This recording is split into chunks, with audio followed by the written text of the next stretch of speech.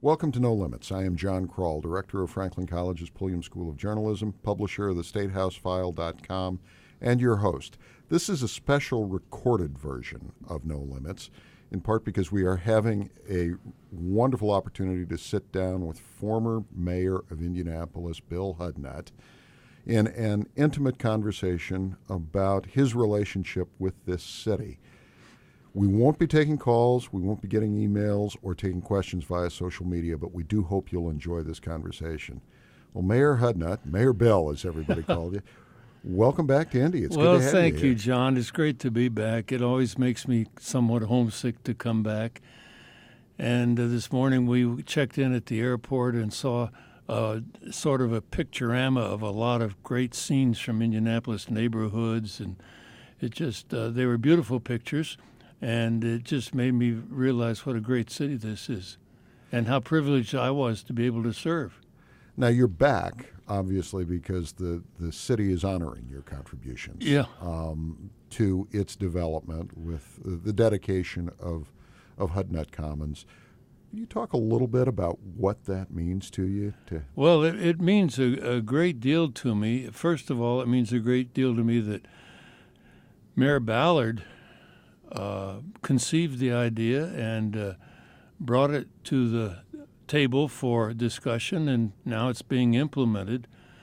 It's a little embarrassing in a way, John, because I don't think you could say that I accomplished anything by myself except to provide some leadership. I always likened the job of the mayor to an orchestra leader who gets a lot of different people playing in harmony with each other with their different parts. But everything we did here was a team effort, whether you're talking about building the original Dome Stadium or the renovation of the canal or some of the downtown revitalization that occurred, Lockfield Gardens and so forth. I didn't do anything alone. Nobody does anything alone. There's no such thing in life as a self-made man or woman. We all stand on the shoulders of others. I stood on the shoulders of Dick Lugar for a long time. And when I became mayor and he went on to become senator, I took over, but the groundwork had already been laid through Dick's work with the Greater Indianapolis Progress Committee, which was a nonpartisan affair that cut across a lot of different lines in the city. We broadened that out, made it more democratic, small d. And the second foundation, of course, that he laid was Unigov. And it was on the basis of those two initiatives that had been taken before I became mayor that I think enabled me and our team to rally around, and everything seemed to be lined up just right in the constellations to do some of the things we did. Well, you are the only mayor in the city's history to serve 4 terms. I'd like to, since we've got a chance to talk and we've got a little bit of time, 4 years probably, it's easier to think of in retrospect than it might have been to work through it. Well, I enjoyed practically all of it. Okay, well, you're setting me up here. What parts did you not enjoy? You guys. The media? Yeah. And the press, the printed press. I didn't always enjoy them. But you were doing your job. I was trying to do mine. And the other thing that, it gets under your skin a little bit is the critics who are out there and write nasty letters to the editor and this and that and the other thing. But overall, that's about 2% of the 100%. And I just enjoyed the chance to come downtown every day. You never knew it was going to break open like a blizzard in the middle of January in 1978 or police action shooting that would cause you a lot of difficulty. And those were tense times, and the times are still tense all around in the underbelly of America, in urban America, where police action shootings, particularly when it's a white police officer and a minority victim, and then the exoneration from the grand jury, it's just really set people aflame. And so these problems linger. They're almost insoluble. And that breaks my heart in a way. But we did what we could. We tried, and we didn't always succeed. But the fact of the matter is that in it all and through it all, as my father used to say, we did our best and left the rest. And made some mistakes. You bring up something that I actually plan to talk about a little bit later. But okay, well, I can wait. No, since we're here for a long time. It here, I do want to talk about the process of running for mayor the first time, why you decided you want to do that. But I think it also, because you're talking about these problems, would it be possible today for a Bill Hudnut, who is, probably the most popular mayor in the city's history, to be elected mayor today? I mean, and I'm putting that in the context of you are a pro-choice Republican. You disagreed with your party on affirmative action in these increasingly partisan times. Would it be possible for someone to have well, that? It might not be. When I came back to run for the empty seat with being vacated by Andy Jacobs, which was my old seat in Congress, but his for a much longer time, and I think it was 1996, he was stepping down. And I came back, and the rap on me at the Republican caucus was that I was too moderate. And this had all changed since the earlier days. And having not been privy to a lot of the political considerations here, I didn't pick up on that as quickly as I should have, to realize that the whole apparatus had moved to the right.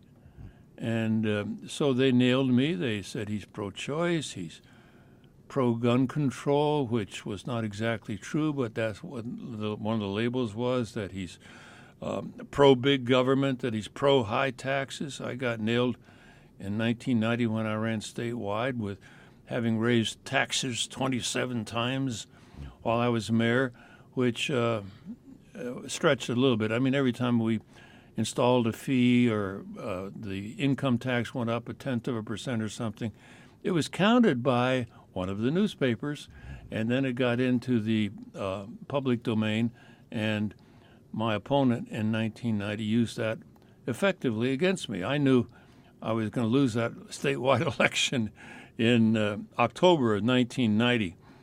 I was still mayor, but I was running for Secretary of State, and lo and behold, a little third grader was tugging at his mom's sleeve as Beverly and I were walking down the parade route at homecoming day in Terre Haute. And she heard him. I didn't hear him say this, but he grabbed his mother's arm and he pointed at me and he says, "Hey, look, Mom, there goes the guy that raised taxes 27 times while he was mayor of Indianapolis." And I figured right then my goose was probably cooked. Because it's hard to defend. I tried to talk about the difference between wild spending and wise spending, about funding services. I would quote one of the Chief Justices, or not, maybe it's not Chief Justice, Justice Brandeis, I think it was, who said taxes, maybe it was Oliver Wendell Holmes, who said, taxes are the price we pay for civilization. And I had to give raises to the police department. I had to plow the snow. I had to put asphalt down into chuck holes.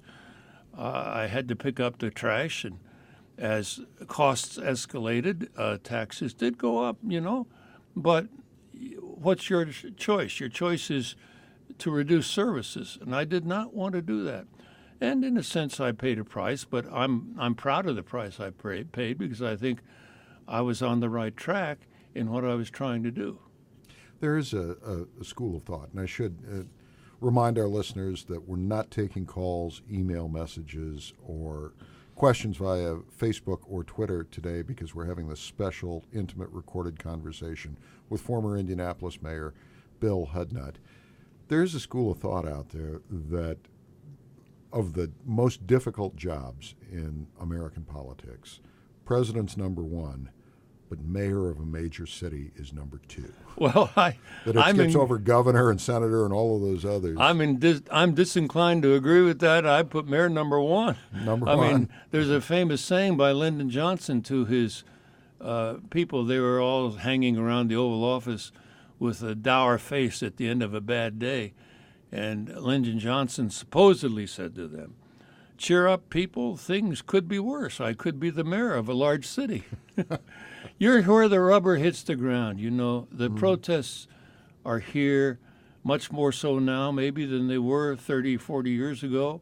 But you're also in this internet age where people have instant access to you and your people, and the social media can send out all kinds of stuff about you, whether it's true or not. And it's very, very difficult. And I'm not sure, given the culture today, and if you want to do to say it this way, the Tea Party ideology, that I could be elected in this state anymore. I'm not sure I could be. What accounts for that? I mean, we've had similar. Well, my old age, for one thing. Well, there's that, but we've had conversations similar to this one with former U.S. Senators Richard Lugar and Evan Bayh, both of whom, like you, were famous for trying to find common ground. And they've both sort of said their style of leadership just is not in vogue anymore. How did we get to this point? Well, I hate to point any fingers, and I'm not sure I'm right. But I think it started when Newt Gingrich was elected Speaker of the House. And he had a much more vindictive approach. For example, just to give you one example, which I think is absolutely true, John Myers from Indiana, he was representing Bloomington and Terre Haute and over that way. John Myers had been a longtime member of the Appropriations Committee, and he was the ranking Republican on it. When the Republicans got control, John was, by seniority rights, headed to be the chairman of the committee. And Newt Gingrich wouldn't make him chairman of the committee because Newt was mad at him about something he'd said. And he passed him over, punished him, if you will. And it was that idea of getting punished.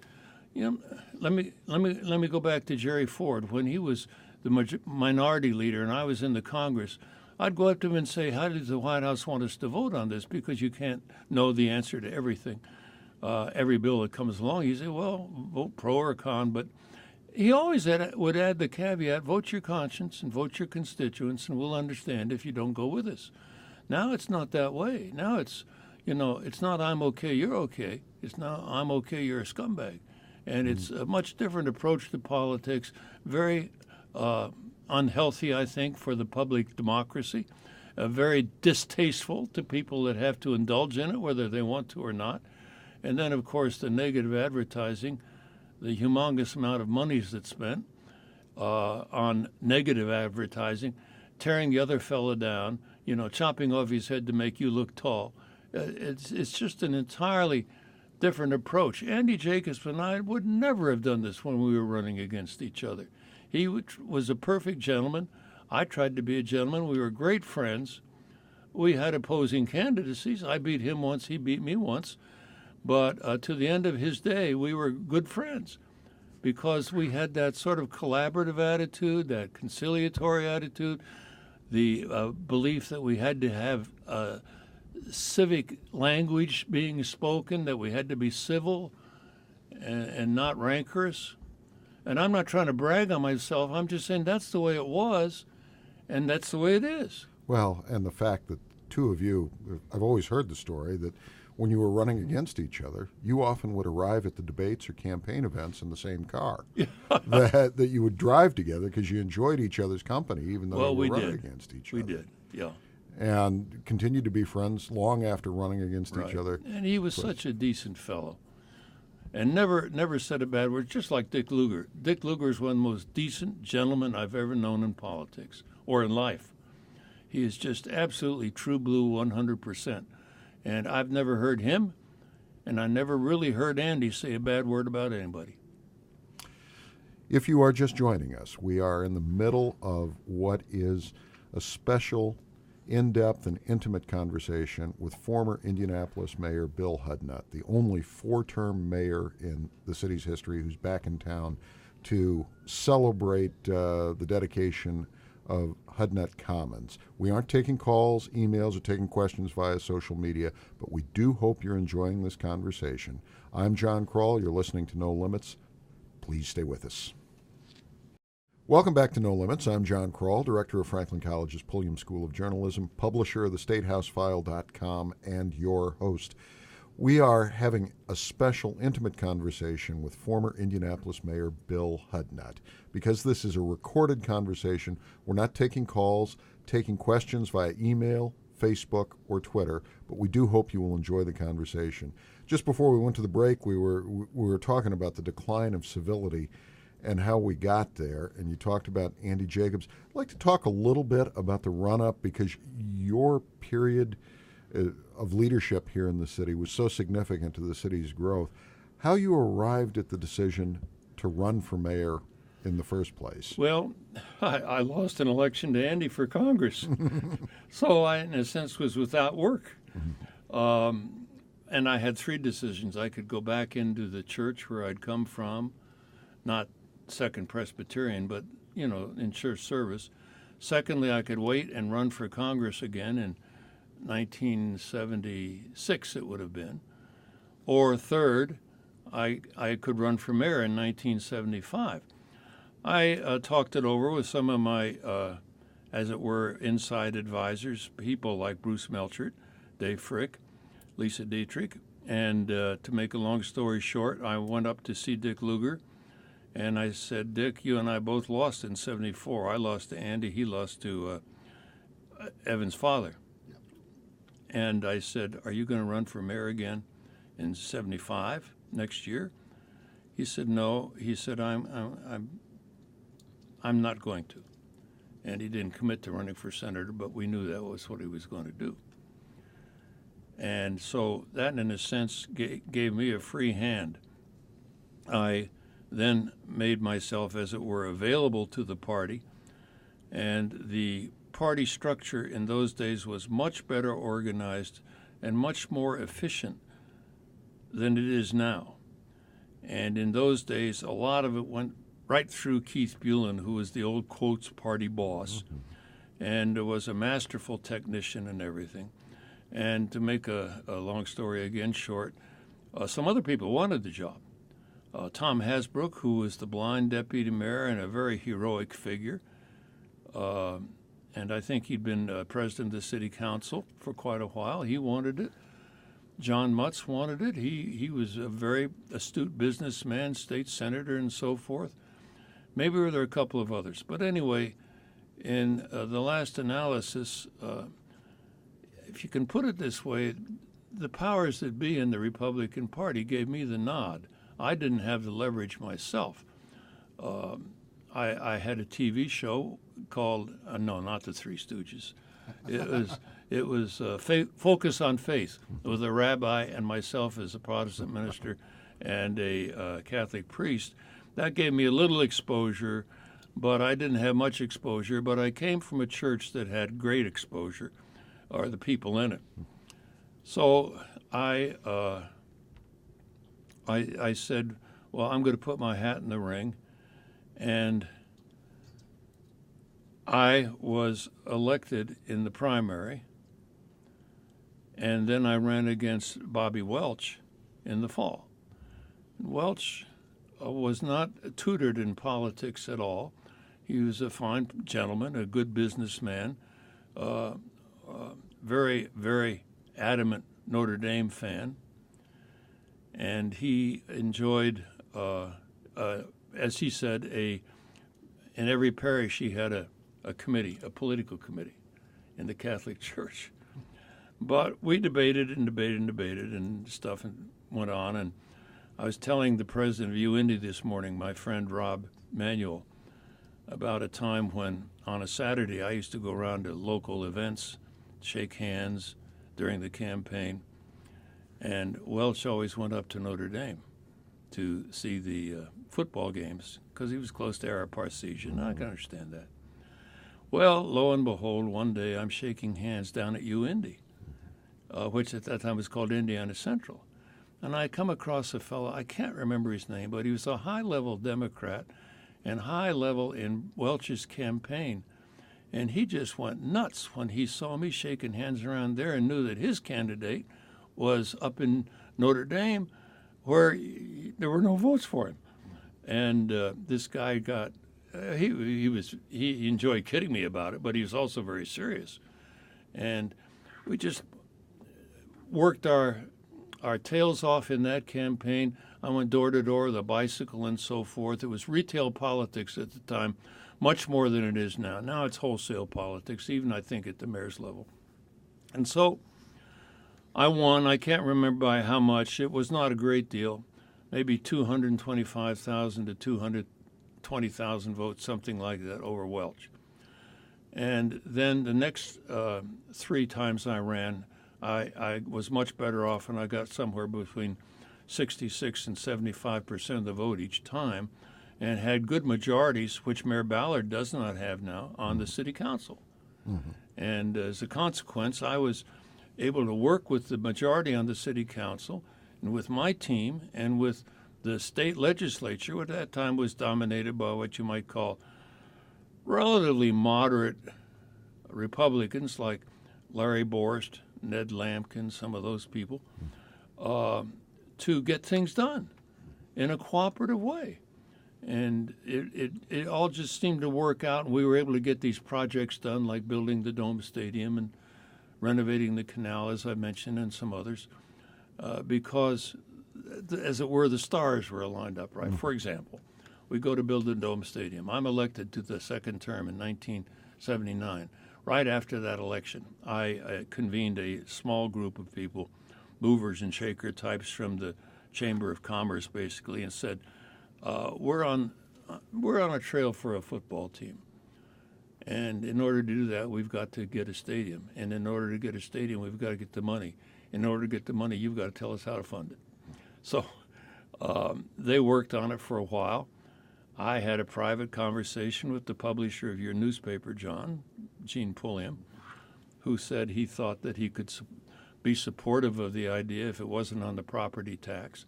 And I listened carefully to that.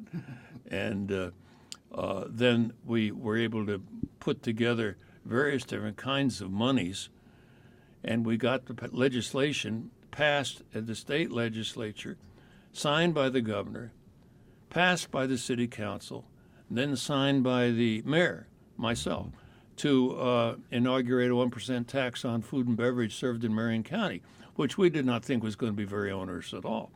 And together with that and some eleemosynary gifts, because we were not building a football stadium for a major league team, we were building an expansion of the convention center. Mm-hmm. We tried to make that very clear to the IRS and everybody else. We were able to garner $30 million from 2 charitable trusts here in town, Lilly Endowment and Cranach Charitable Trust. And then we raised some more money by selling suite rights, suite rights. And at the end of the day, we'd raised $80 million. So we embarked on an $80 million project, not as a freestanding facility out in the cornfields, but as an expansion of the convention center. And we were able to book a lot of new convention business in and enhance our competitive position there, regardless of whether or not we gotten a team. Of course, if we hadn't gotten a team, this was the big risk for me politically. It would have been Hudnut's white elephant and what an idiot spending $80 million of taxpayer money, which was not true, in order to build a giant Taj Mahal where nobody was doing anything. But fortunately, this is another story, the coming of the Colts to Indianapolis, but it came after we had committed and were very pregnant with the stadium. Yeah. And as we used to say at the time, I didn't think about the political risk too much then because I thought it was just a great idea and no guts, no glory. Well, how much of that, I mean, at that time in the city's history, we were routinely referred to as Naptown. And, right. Those were the days when flight attendants, when your plane was landing, would say, set your watch back an hour or 25 years, whichever you prefer. That rubbed me raw. That rubbed me raw. Those kinds of jokes, and I remember, when the resurgence took place, there was, I think, a story in the National Geographic that referred to your leadership in that area and said, that part of it was we had a mayor, meaning you, who could sell snow cones to Eskimos. So, how much of that, in terms of the challenge that you saw coming in, was literally just trying to to knock down that perception. Well, I think it had a lot to do with it. I was very concerned about that perception.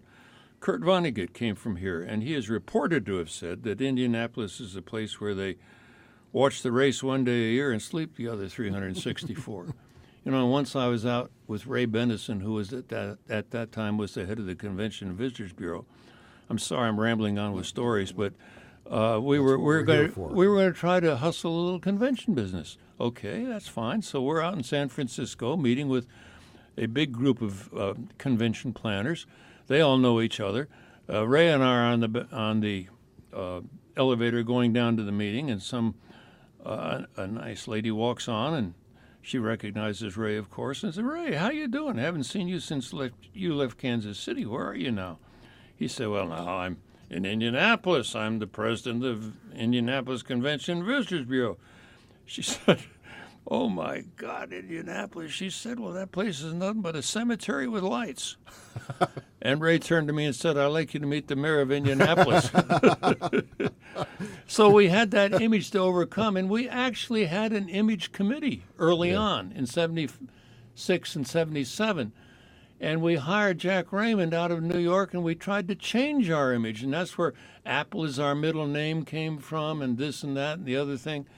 And gradually, as we moved into the sports arena and hosted certain festivals and built certain venues and got the National Olympic Sports Festival in the early 1980s and started building these facilities, all of a sudden we emerged on the map.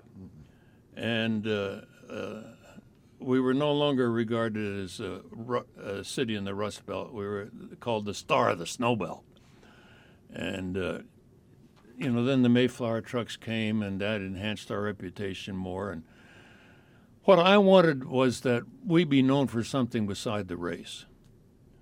And I think that, to a certain extent, is true now, that we're known for a lot besides the race. Oh, my goodness, when we came out here for when we came out here for the Super Bowl, it just knocked my socks off. It's just like Times Square on New Year's Eve. And this is Indianapolis? Yeah. This is no place? No, this is someplace. Indy is someplace. And all the press talked to me about how wonderful it was to be here, because regardless of the weather, they could go from their hotels to the venue for the stadium without going outdoors with the second-level walkways and everything.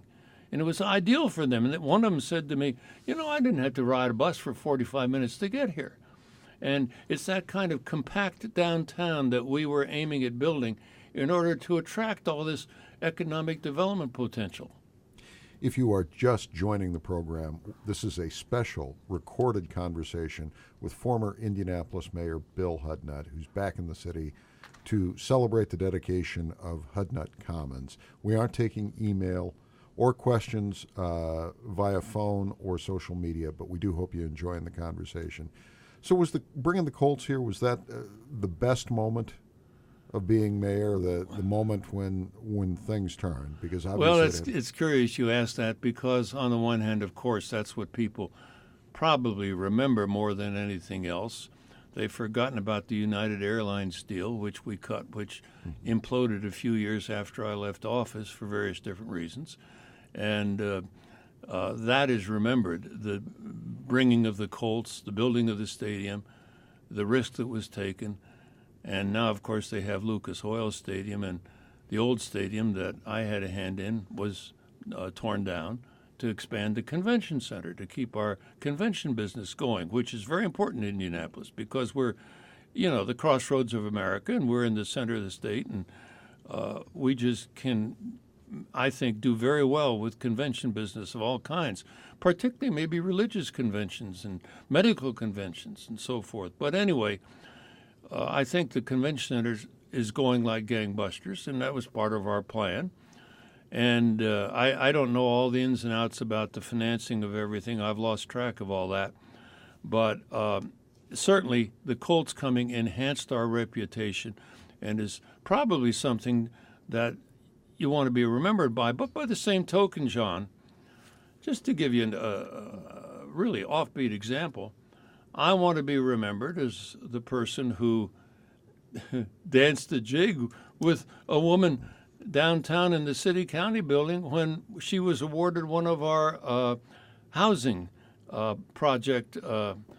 What was that called? It was a federal housing program, and we would give dollar houses, and they would promise to put their sweat equity in it for 3 years. And there were so many people that wanted those houses that we had to have raffles. And this lady won a raffle, and she came running down the aisle and threw her arms around me. Oh, thank you, Mayor. Thank you, Mayor. You know, those little things make a difference. Or going out to a neighborhood corner and putting in a stop sign to help children on bicycles and so forth. And all those little things were important to me, too.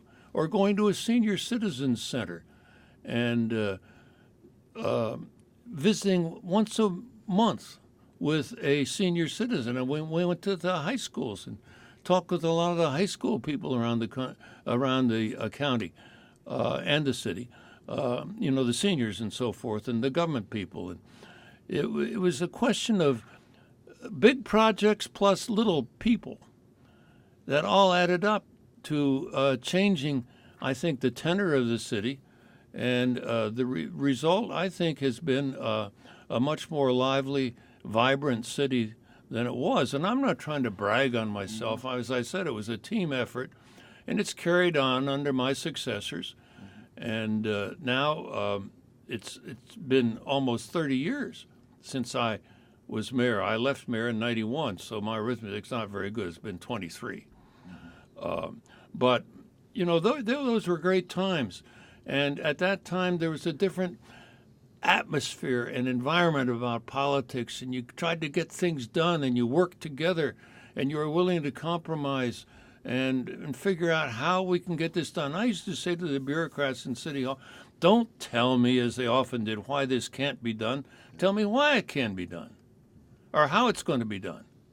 And it's that kind of entrepreneurial approach to leadership that I think is important, of having a vision, communicating the vision, and implementing the vision. You talk about dancing the jig with it. Yeah. That woman. I mean, I've covered mayors in this city now for 35 years or so, and I can say, I'm probably breaking format here, one of the things I think that made your tenure so distinctive is that was a part of the job that you really enjoyed. I really did. Human contact. Do you remember that picture on the front page of the Indianapolis News of me in the leprechaun suit? Oh, yeah. I mean, yeah, for the St. Patty's Day parade. Yeah, right. And my wife Beverly conceived that idea. Put me in a leprechaun suit. A big, tall guy like me in a leprechaun suit. 6'4", 6'5", somewhere around there. Yeah, but people remember an image like that. And I remember one of your reporters called me up like at 1 o'clock in the morning. And I'll tell you after the show who it was. I bet that part of the job you don't miss. that wasn't great. But he said, Bill, you're not going to believe the picture that's going to be in the paper tomorrow. And people remember that. Well, we were talking about some of the best moments, the things you enjoyed. What were some of the worst moments as mayor, the hardest moments? Well, there were two that come to mind. One was when we were challenged with the problem of what do we do with our trash. Do you put it in a landfill? If so, where's the landfill going to be? And frankly, all heck broke loose. And people protesting the decision to put a landfill in Marion County came out in droves. Some of them had rats in a cage. Some of them had ashes that they spread around, saying this is going to be in our backyard. So, at one city-county meeting in the city-county building, which ultimately reduced my public works director to tears, Barbara Gold. Everybody in the house had on and there were hundreds of people there, a Hudnut cash burner, because this was I'd come up with this $120 million idea to incinerate the trash. And 120 million sounds like a heck of a lot. And there again, where are we going to put the incinerator? Well, we put it down at the sewage treatment plant, and that's why the street into the sewage plant is named Hudnut Boulevard, which I didn't catch on to at first, but the Public Works Department did that. And so there we are with the Public Works challenge of disposing of, I can't remember the figure, how much trash each day, but it was a lot. But the idea was resource recovery. The idea was to take the trash, to burn it up, turn it into steam, and sell it back into the steam loop to heat and cool downtown. And I think that's a good idea, and that's what we eventually did. But then what do you do with the toxic stuff that's left over? Well, I don't know if it still is, hauled to a landfill way out in rural Indiana somewhere. I don't know where.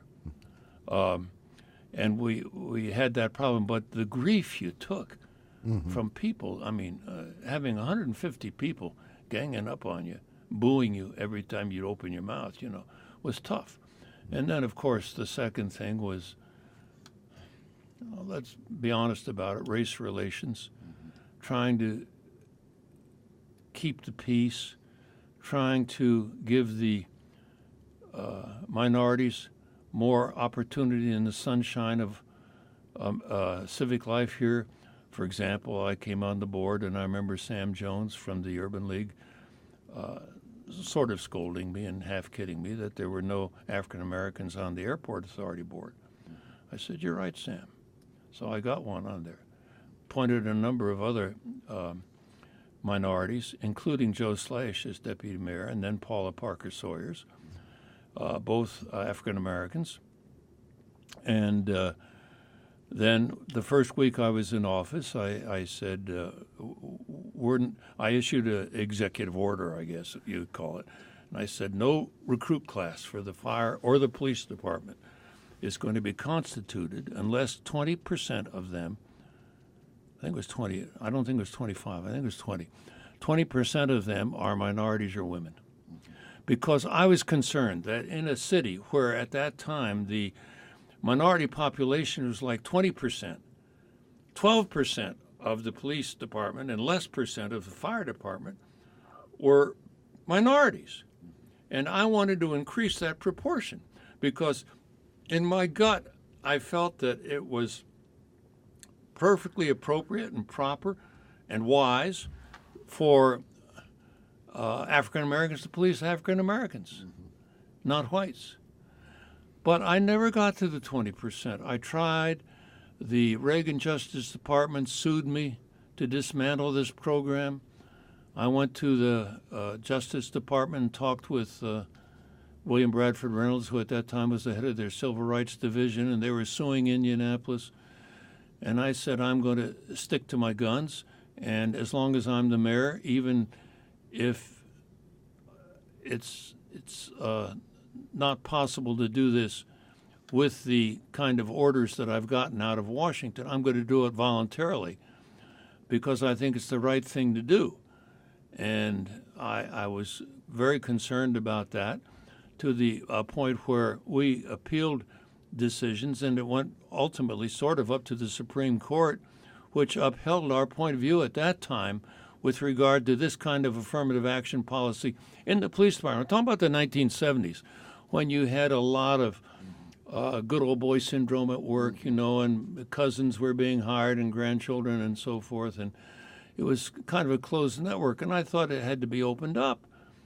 And it was very difficult. I mean, just to show you how difficult it is, we got a picture of one of our police officers at a Norman Rockwell rally with a swastika armband. Or do you mean John Rockwell, the Not Norman Rockwell. Yeah, that's John my mistake. Rockwell. Thank you. Yes. The radical right fascist type. Yeah. He's at one of his rallies. Yeah. Well, I was told by the lawyers and by the merit board, you can't get rid of him just because he's wearing that. It's free speech. And the only way you can get rid of him is if you can demonstrate that it shows up in his conduct toward African Americans. Mm-hmm. And so I couldn't get rid of him, but it was very painful to me to have a guy like that on the police department. Another example was when there was a police action shooting. Very often, if the victim was minority and the police officer was white, there would be an eruption. Not like Ferguson, thank God. Not like Louisville, not like Boston. But there would be an eruption. I remember Jesse Jackson came down once to hold a prayer vigil on a corner where a policeman had shot a black kid. Theoretically, the boy was unarmed. And I remember the Michael Taylor incident, which triggered a great protest to the point where I'm out of town and I get a call from people saying, you better get back here because the preachers are on the steps demanding your resignation and the police chief. We probably ought to explain, too, that the Michael Taylor incident, because was quite a few years ago, was African-American young man who was killed by a gunshot wound if I remember right, in the back seat of a police cruiser. And, the debate was about where he got the gun. He was, I think, handcuffed at the time. Well, I remember if he managed to get it out, if he had it on him or whatever, and there was a lot of debate. Well, the theory that I had was that, and I think it's pretty well corroborated, was that he had sequestered it in a high-top sock, and in the pat-down, it was summertime, they missed it. And they put him in the back seat of the car and handcuffed him with his hands behind his back. And the police officer gets out of the driver's seat, walks around to let him out of the car, and he's dead. Yeah. And who knows whether he was trying to shoot himself, whether it was an accident, or whether he was planning to shoot the officer. Or just try to get rid of the gun. Or try to get rid of the gun. It was an accident. Yeah. It was a sad, sad thing, and sad for the family. And that's the kind of thing that breaks your heart. But then to have these preachers in whose pulpits I had spoken many times, standing up, asking me to resign. One of whom I had, when I was in Congress, I'd taken over to the Congress to have the opening prayer. This fellow stayed up, a wonderful guy. He stood up and he said, as the son of a sharecropper, this is a great honor for me to be giving the opening prayer at the Congress. There he was on the steps. And it was sort of this knee-jerk emotional reaction that always is triggered by an event like that really caused a lot of grief. How much of that also is, we've talked about the really intense personal connection people felt with you as mayor, which was a good thing when they, wanted to dance jig with you and all of that, or celebrate, but also could be that they personally would hold you accountable when something didn't go right. Well, that's the job of the mayor, the lightning rod. And you just had to tough your way through it. And you had, in my opinion, you have public discourse was important, and public meetings at which the protesters had a lot to say, and you had to listen. When we were involved in what we called the Pride movement, peaceful in Indianapolis to desegregated, peaceful response in Indianapolis to desegregated education, and the judge had ordered busing out into some of the whiter townships from Central Township. We worked awfully hard to avoid a combustible situation there. We set up a group that was oriented toward trying to help solve these interracial problems that would occur in a perimeridian if some group from downtown was bussed out there, and on and on. And this affirmative action program, we just kept at it with the police and fire departments. That's why I got the Rosa Parks Award once after I'd left office for affirmative action. And we, it's always going to be with us. But the chief thing, I think, is love thy neighbor as thyself. The chief thing is to have respect for the other person and not to let the whole situation devolve into violence and riots and abusive behavior and all that. And we really had very little of that. We were lucky the night that Martin Luther King Jr. was assassinated. Dick was the mayor. Yeah. Was the mayor at the time, And he was up there at 16th and Broadway or wherever it was, and Bobby Kennedy came forth. Yeah. He was in town Yeah. and gave what, in retrospect, is one of the great speeches in American history. Yeah. Right there on the platform of a truck in the park over there. And it calmed people down. Is that the thing? Because you're right. We forget that period of history, particularly the battles over busing in Boston and other major cities in America, were violent. I mean, these weren't rhetorical or political fights. In some places, they were almost like combat zones. Yep.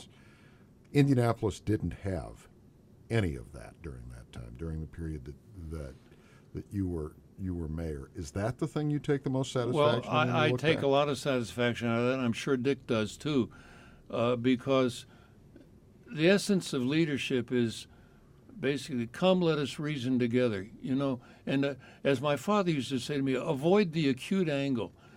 I used to say to my labor negotiators when we were negotiating with labor people with new contracts, don't walk away from the table.